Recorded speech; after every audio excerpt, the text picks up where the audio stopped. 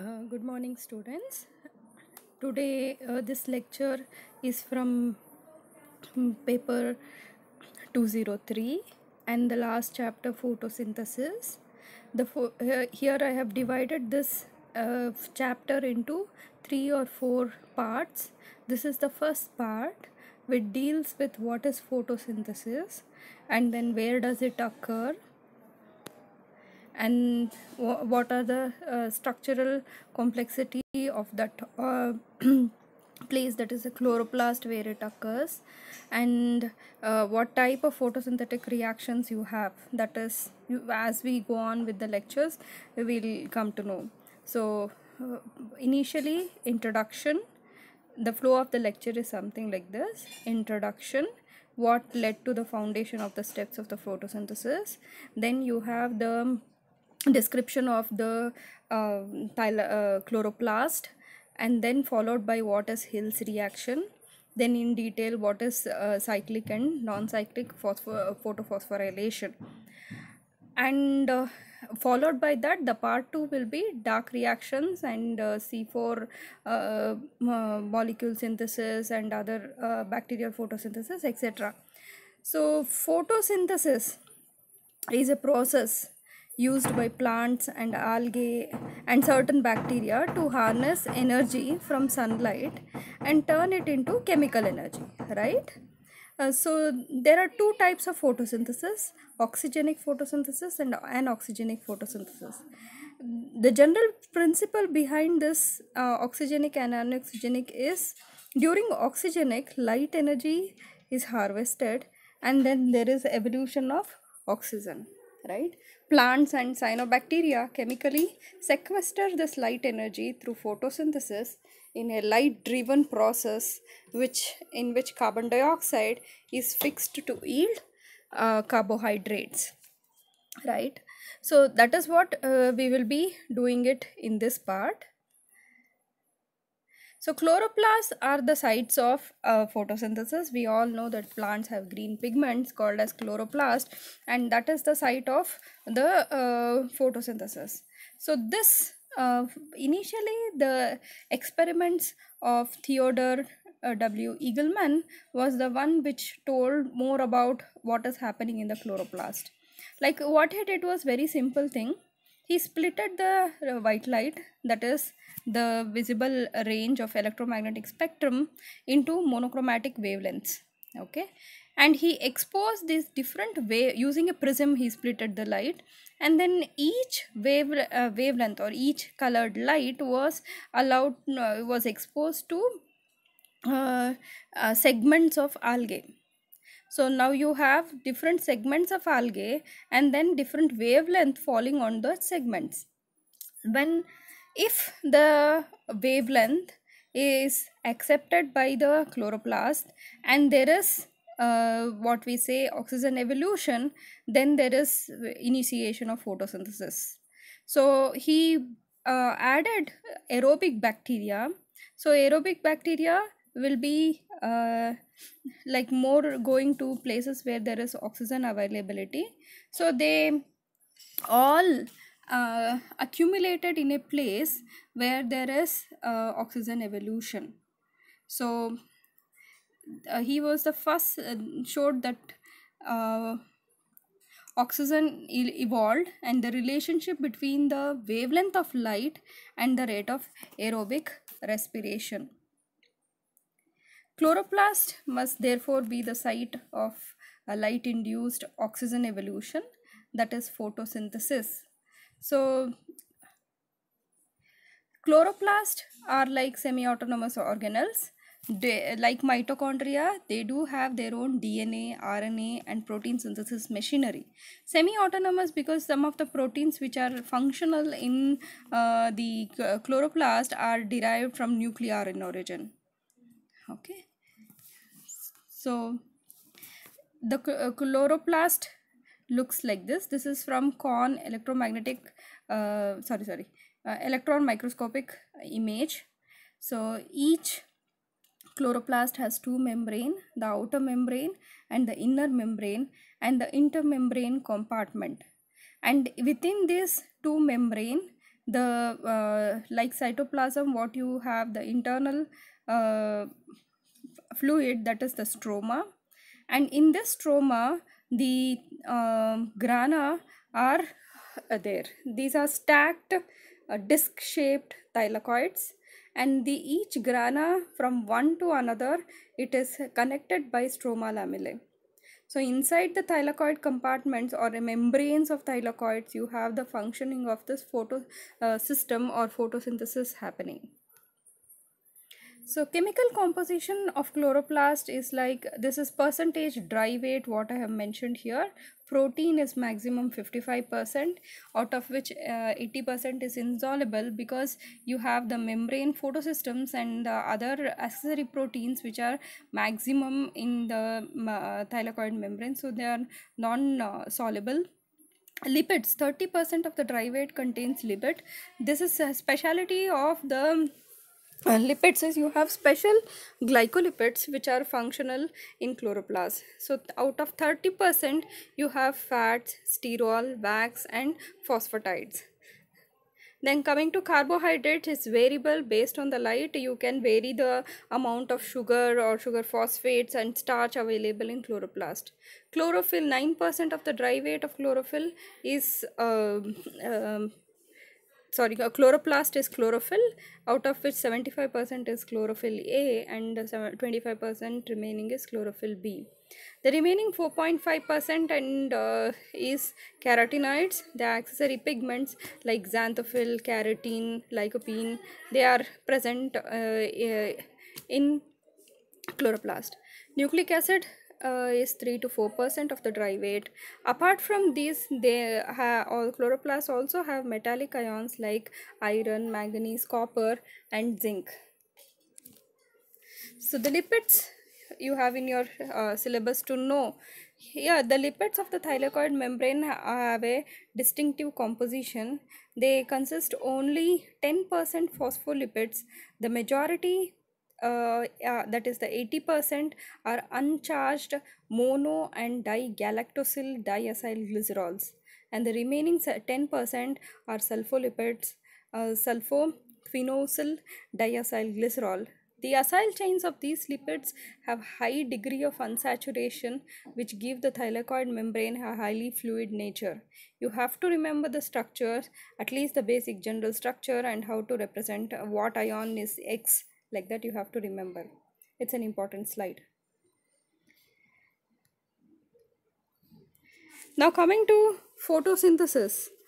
Photosynthesis, the process of photosynthesis, the whole together, right from the starting of the harvesting of the light to the synthesis of carbohydrate, occurs in two separate distinct reaction. One is called as light reaction. It is also called as Hill's reaction, or photosynthetic electron transfer reaction, or photochemical reaction. In this reaction is what the light energy from the sun is trapped into, and then it is converted into the chemical energy form, that is ATP and NADPH, during which the oxygen is also evolved. The dark cycle is also known as Calvin cycle, Calvin reaction, or photosynthetic carbon reduction cycle, carbon fixation reaction, or thermochemical reaction. So in this Calvin cycle, you have fixation of carbon dioxide and the formation of sugars which happens. Now the energy molecules, the ATP and NADPH, which is produced from the light reaction, will be used up by the Calvin cycle, and then again they are available to get more energy from the light reaction. So the light reaction, what happens in light reaction? People had thought, it was assumed that light as absorbed by photosynthetic pigment directly reduced carbon dioxide into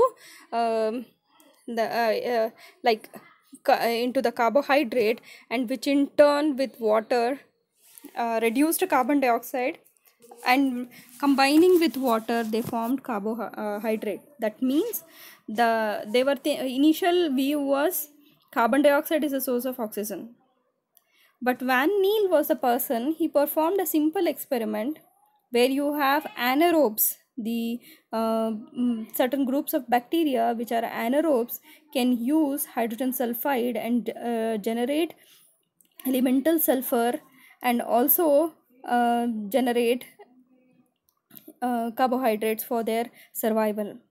So he postulated that photosynthesis is two steps process in which energy is harnessed to oxidize a molecule with the formula H2A, and that is one part of the photosynthetic reaction, and the second part is the resulting reducing agent subsequently reduces carbon dioxide to carbohydrates.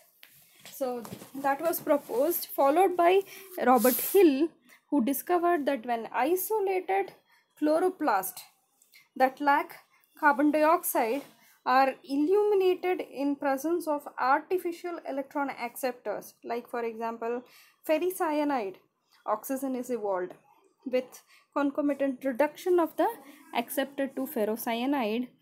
This is called as the Hill's reaction, and it demonstrates that carbon dioxide do not participate in the production of oxygen.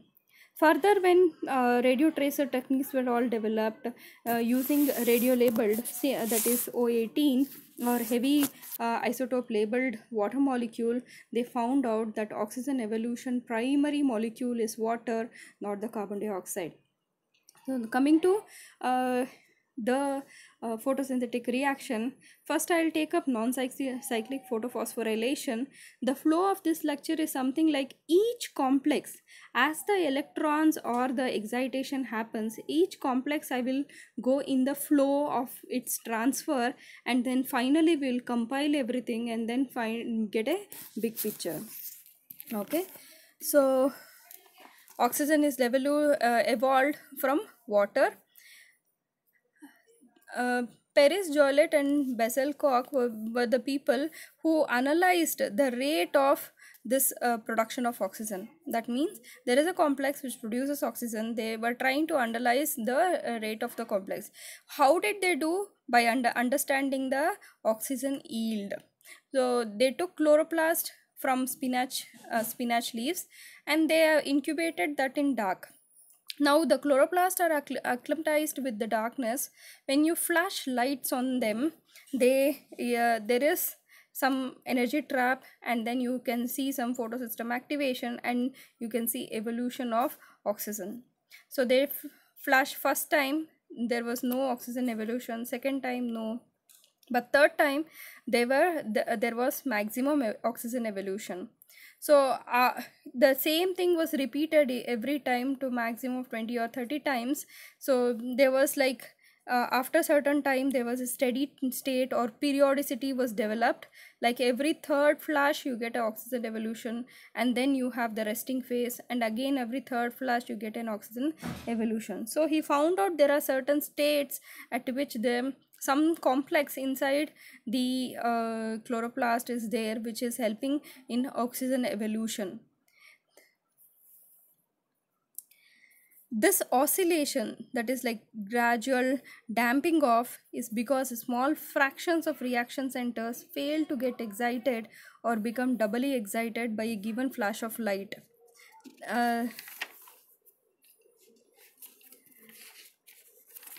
So the oxygen evolutionary complex is manganese calcium oxide complex, that is Mn4CaO4 or Mn4CaO5, which has oxygen atom bridged to neighboring atoms. This is very close to photosystem 2.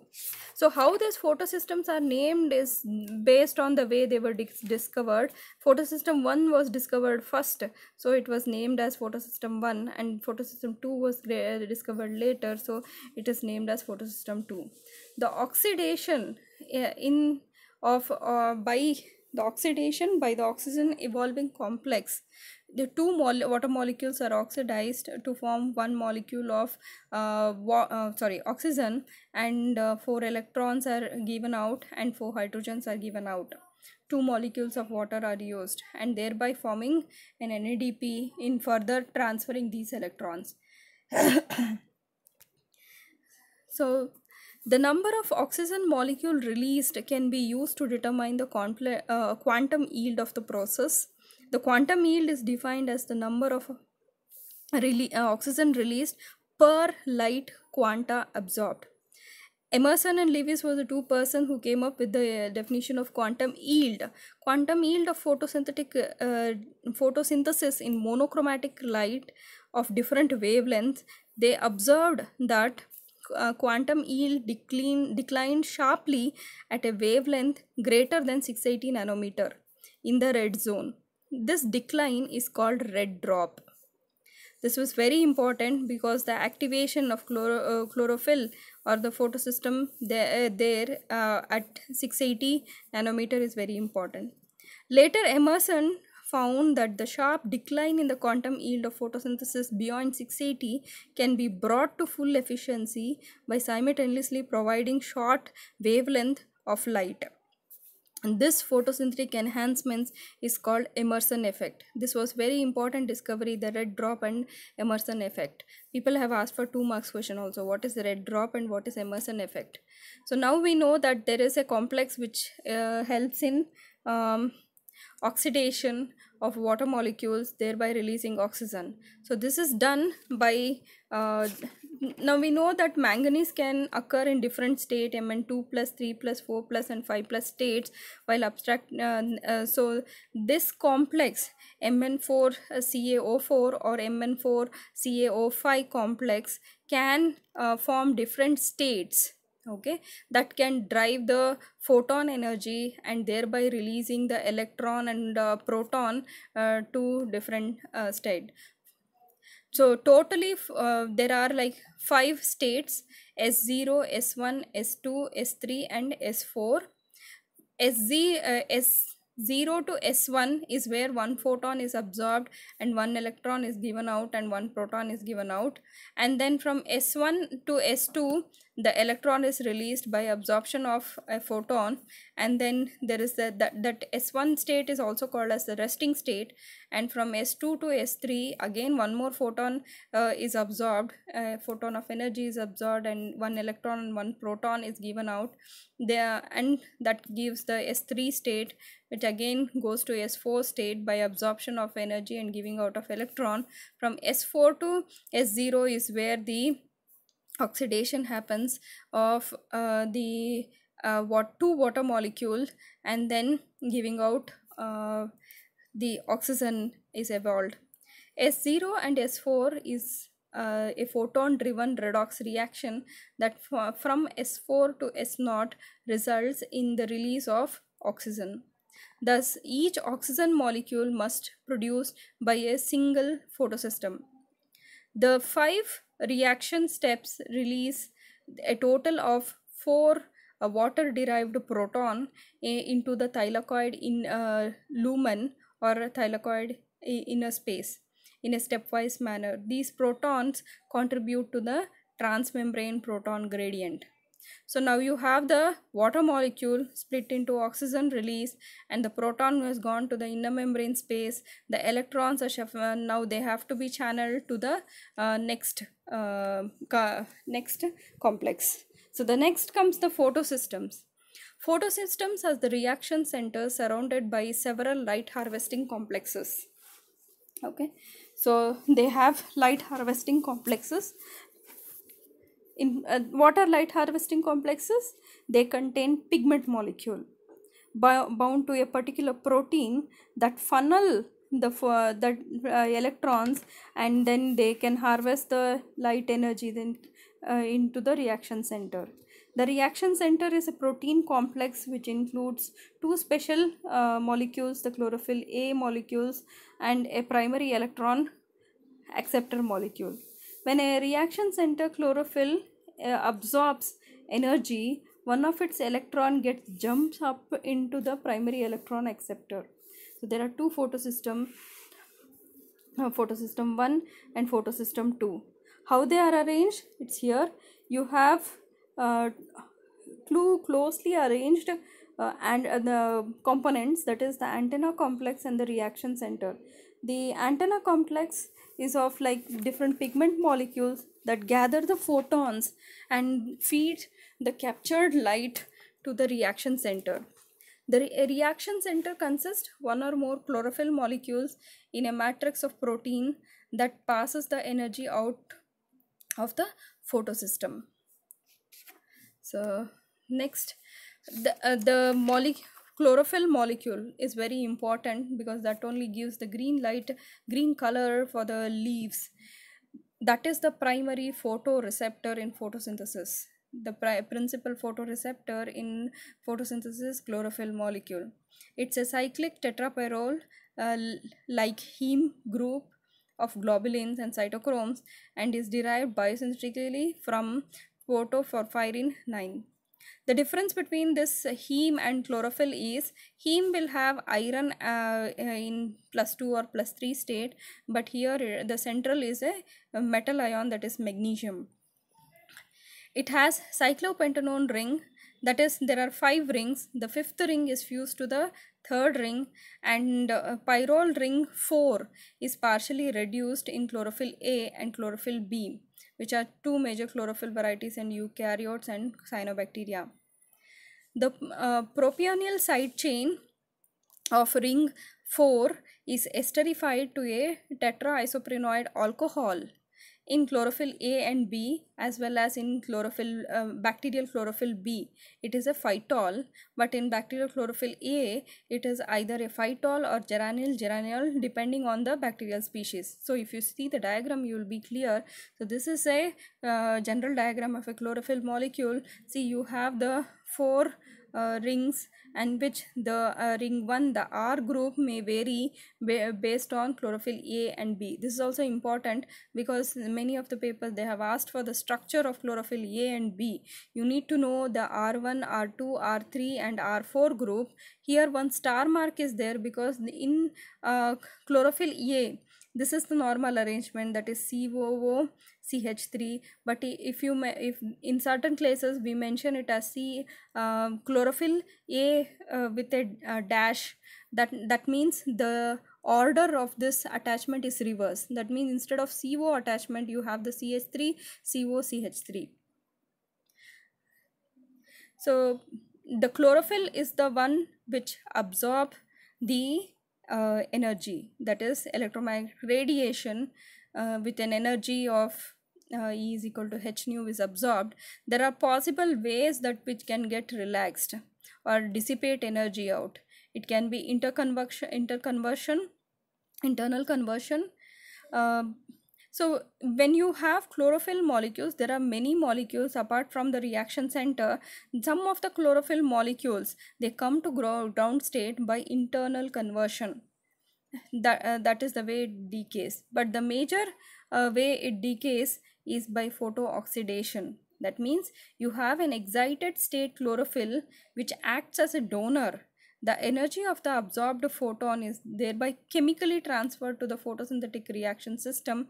The photooxidized chlorophyll molecule becomes a cationic free radical, and eventually comes back to its ground state by oxidizing some other molecule. So there is photooxidation mechanism of coming back to the ground state. If you have this chlorophyll molecule in solution, when you give out a particular wavelength, there is fluorescence also observed in terms of chlorophyll molecules. But in case of leaves, there is photooxidation. Chlorophyll show a specific absorption. Chlorophyll is what color we see is the color which is not absorbed, which is reflected, given out. So it's a green pigment, so we see green. That means it is not absorbing green, but it absorbs blue and red wavelength of light.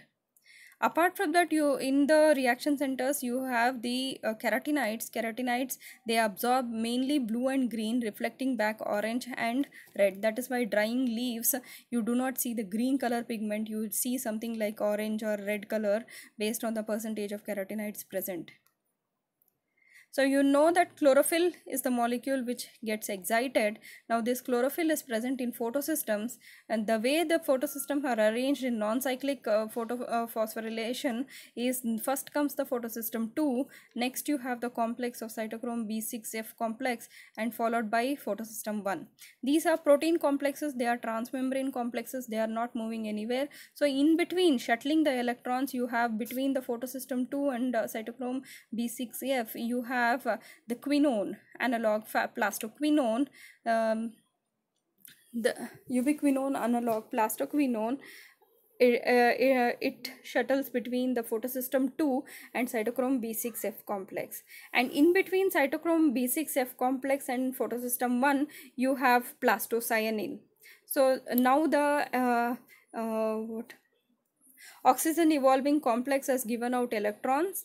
The energy of the photon is absorbed by chlorophyll. It is going to the photosystem 2 and then to plastoquinone and then to cytochrome B6F complex, followed by plastocyanine, and then it goes to photosystem 1 where the NADP plus is the one which takes the final electron. Now coming to photosystem 2, how the photosystem 2 is arranged. It's a very interesting thing. This is the photosystem model, photosystem 2 model of T elongators. It has 20 subunits, 14 of which is a membrane subunit, inner membrane subunit. It also has internal antenna subunits, like you can see here CP47, CP43, and cytochrome B 559. So it shows those are the antenna subunits. It's totally, if you see, the molecular weight is 340 kilodaltons, and you have the two-fold axis symmetry, but presence of cytochrome B 559, the two-fold axis symmetry is partially distorted. It has 35 transmembrane helices, out of which it is like 36 chlorophyll it is bound, and there are pheophytins. Pheophytines are chlorophyll A molecules only, but in internal metal atom, that is magnesium, is replaced by protons. It has one heme B, one heme C, 2 plastoquinone, one non-heme iron, 12 transmembrane transcarotenoids, that is beta carotene, one bicarbonate ion, and the oxygen evolving complex or water oxidizing complex is very closely associated with this photosystem 2. Coming to higher plants, it's more complex. The molecular weight, if you see itself, it's like more than approximately 1000 kilodaltons. It is also a transmembrane super complex, and the cofactors here are like many. Again, you have the chlorophyll A molecules attached here, pheophytin, plastoquinone, in two possible states, that is QA and QI states, where you have the shuttling of these electrons happening. So apart from this, you have carotenoids are also present in this complex. So when the photons are hitting the antenna complex, you have the antenna complex which are surrounding the reaction centers. The dark green one is the reaction centers, the other light greens ones are the photons, light harvesting complexes, or the antenna complex. So these also contain pigment molecules, and photons are absorbed by all these pigment molecules. Collectively they are channeled to the reaction center, where the important chlorophyll molecules get excited. Why that only get excited? Because the antenna complex molecules are at the higher state of excitation compared to this reaction center chlorophyll molecule, which is at the excited level, is at the lower energy state. That is why that is preferred, and that is the only one reaction center present. So now coming to the structure of the photosystem 2. as I told, you have this purple and red color, that is the oxygen evolving complex. Now here what is being given in this picture is the protein backbone. What you have, the helices and the beta sheets and all are all minimized, only the important interactions are being highlighted. Now first we'll go through this what and all is there, and then I'll start explaining you. That will be very clear. Now you have this purple and red and green one circle, that is the oxygen evolving complex, which is closely placed to this tyrosine Z and histidine. These are very important in challenging the electrons. And then you have the chlorophyll molecule, chlorophyll D, and then you have chlorophyll D2, and then beta carotene, chlorophyll ZD2, and chlorophyll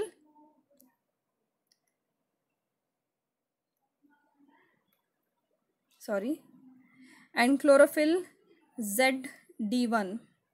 So also you have phyophytin molecules, two phyophytin molecules, D1 and D2, and then QA is plastoquinone, QA, and then QB state, and you have a bicarbonate ion which is there, and cytochrome B 559.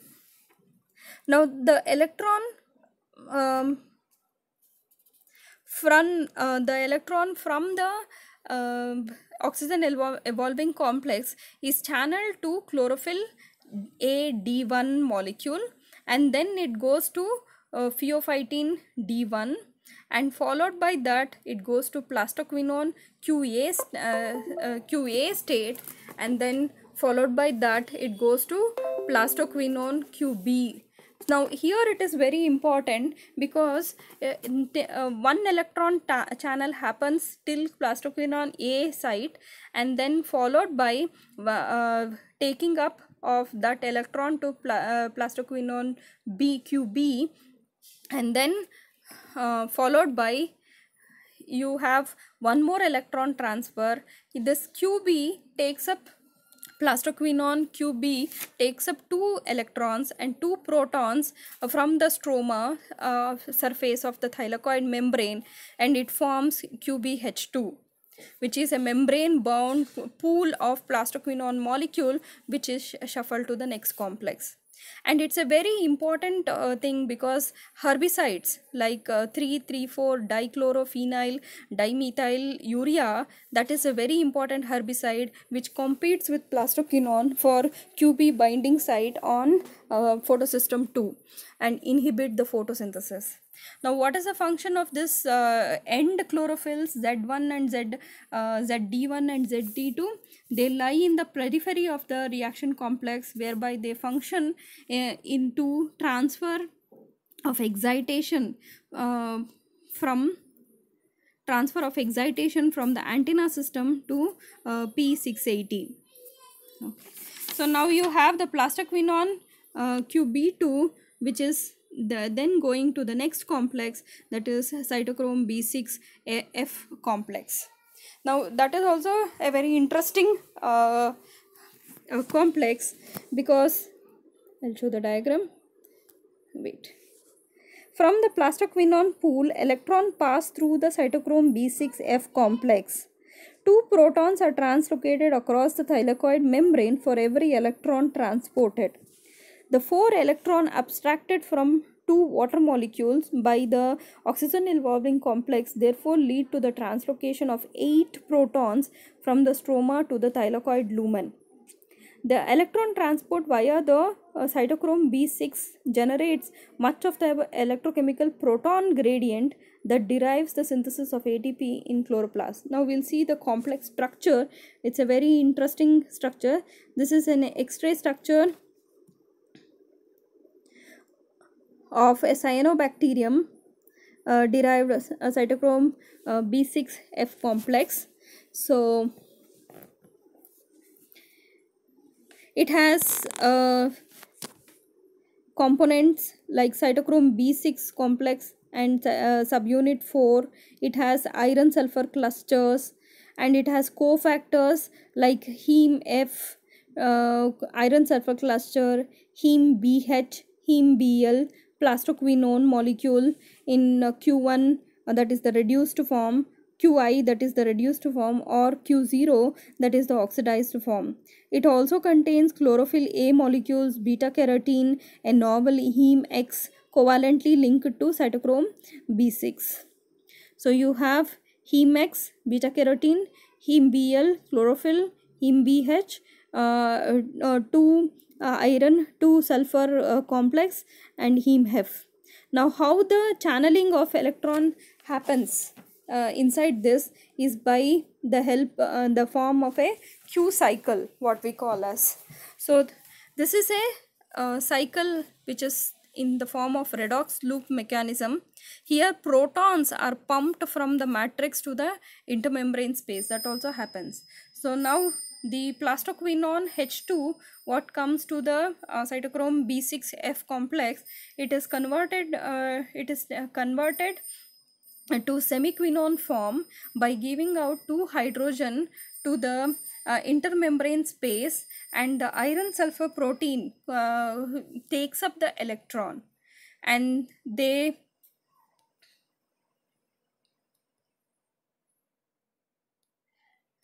now the semiquinone goes to heme Bl and then followed by heme Bl giving the electron to heme H. Now the quinone form is again can take up this electron from heme BH, can become the semiquinone form, or once the semiquinone form is happened from the matrix, again 2 more protons can be taken up, and then it again forms the plastoquinone H2, and the cycle can be repeated.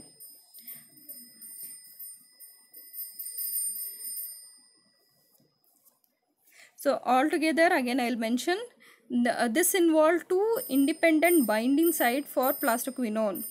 Q0, which binds to site where the plastoquinone H2 binds and is located between the iron sulfur protein and heme Bl.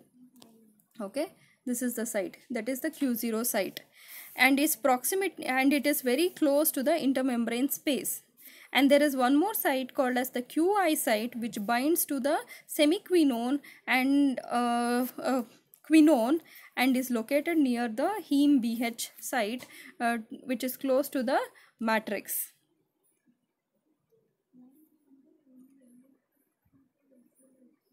So now the electrons are channeled to plastocyanine. So here again I will go through this. Plastoquinone taking up the hydrogen becomes plastoquinone H2, that comes close to the heme Bl and BH. Heme Bl site, it gives out electron, iron sulfur proteins take up the electrons, and then the protons are released into the matrix or the lumen.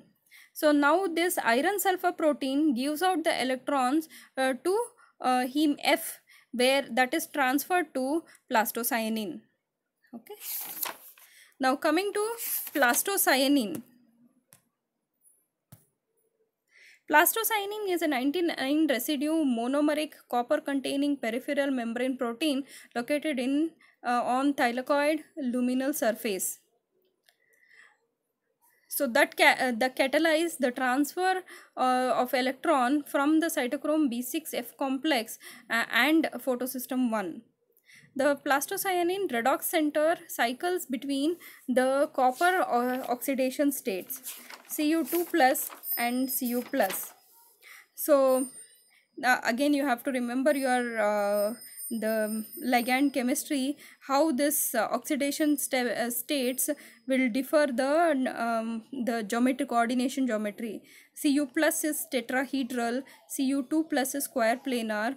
So this shifts are important. They are mediated by other ligands. The 4 ligands are the cysteine, methionine and 2 histidine molecules. Because of the high reduction potential, normally if you want to convert the Cu2 plus to Cu plus, the reduction potential is 0.158 volts.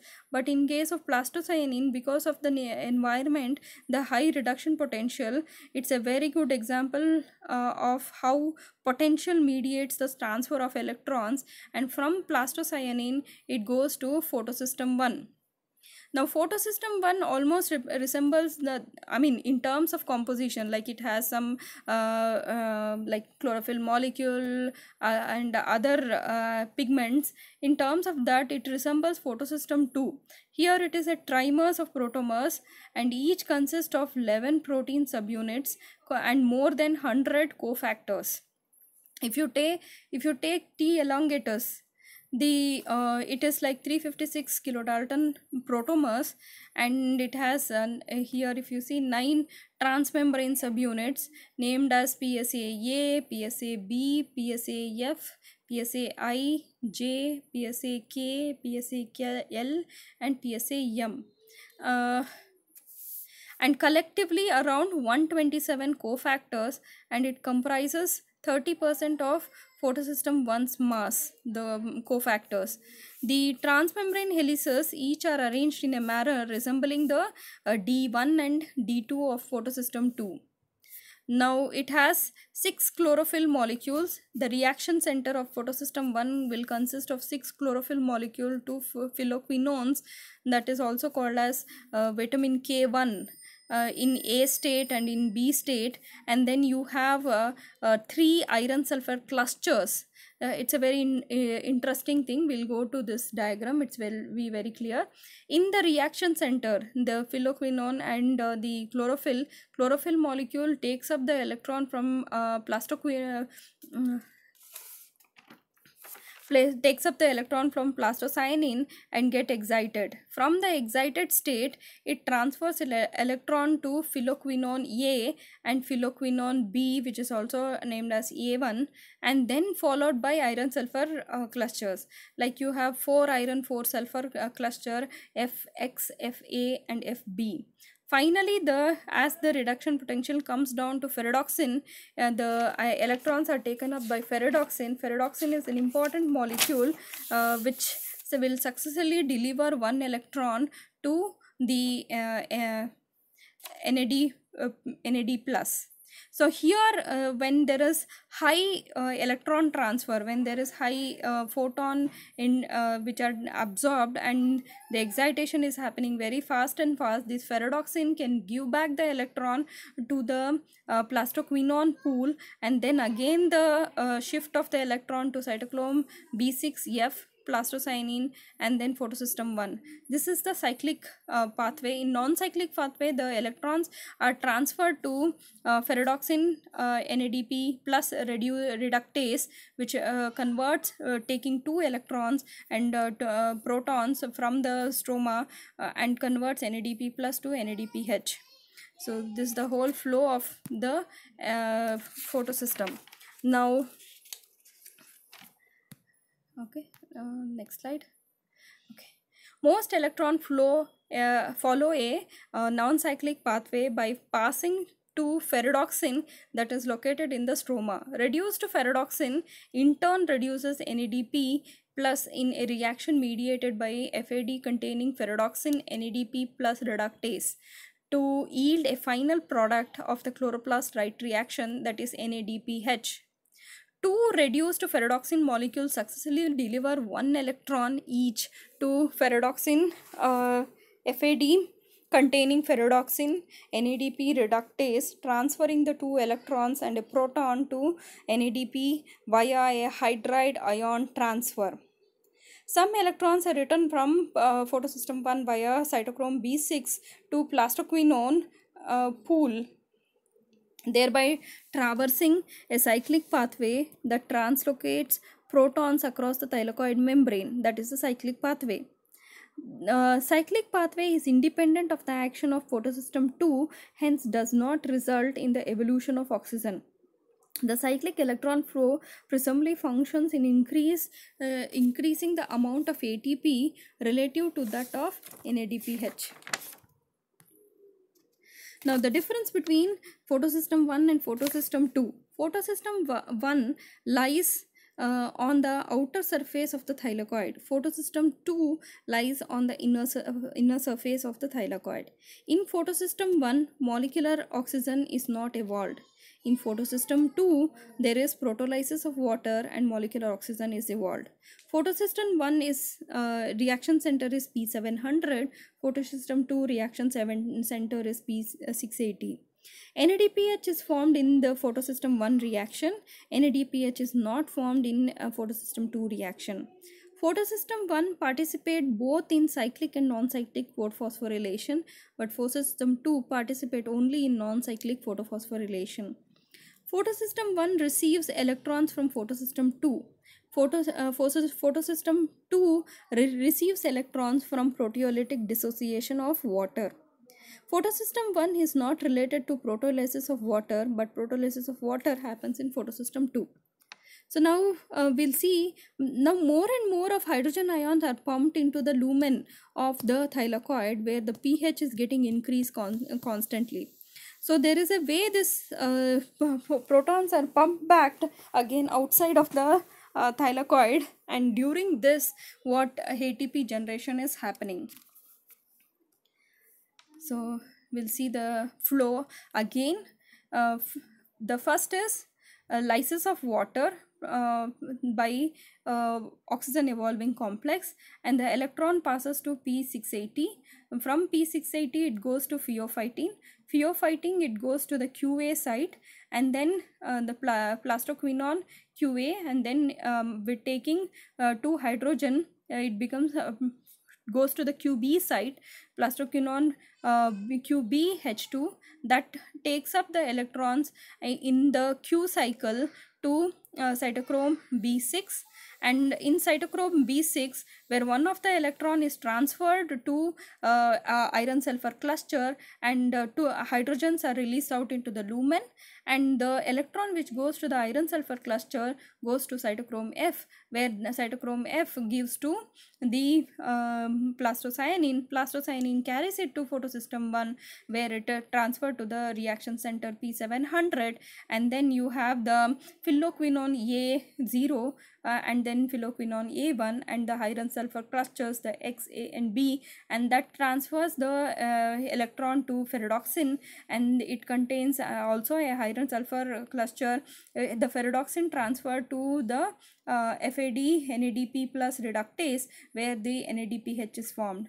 Now the protons what are thrown out into the lumen is put back by the help of CF0F1 ATPase, thereby generating the ATP molecule. So this is all the overflow view of what is happening in the light cycle.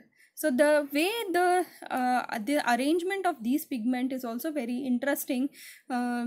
Using freeze fracture electron microscopy, you can find out where the PS1 and how the arrangement is there. So if you see the green, dark green ones are mentioned as photosystem 2 complex, and the smaller one, light green one, as mentioned as photosystem 1 complex. Then you have the cytochrome B6F, you have ATP synthase represented by red color. So in the outer membrane of the thylakoid, you can see more location of ATP synthesis, which are like efficiently throwing out the protons out of the thylakoid lumen. Now photosystem 1 occurs mainly in the unstacked stroma lamellae in contact with the stroma, where it can easily access the NADP plus. Photosystem 2 is located almost exclusively between the closely slacked grana out of the direct contact with the stroma. Cytochrome B6 is uniformly distributed throughout the membrane. So now the plastoquinone and plastocyanine show high mobility, and they are the electron carriers that shuttle electrons between these complexes. Photosystem 1 to cytochrome B6F permits the photosynthesis produced at the reasonable rate. 20 milliseconds is enough to complete one non-cyclic photophosphorylation.